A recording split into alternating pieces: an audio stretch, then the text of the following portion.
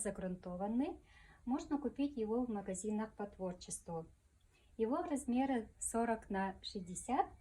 Также нам нужны такие акриловые краски. Красный, желтый, синий, белый и черный. Белый нам обязательно нужен, по-другому его называют белила, потому что все остальные краски мы обязательно смешиваем с белым цветом. И таким образом получаем разные цвета. Также мы можем, чтобы получить более темный синий цвет, например, как здесь, мы должны смешать 3 цвета. Синий, белый и черный.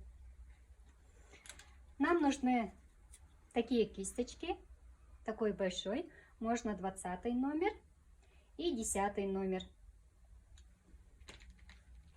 Чтобы положить краску на палетку, я использую такую картонную палетку, потому что его очень легко использовать, потом выбросить.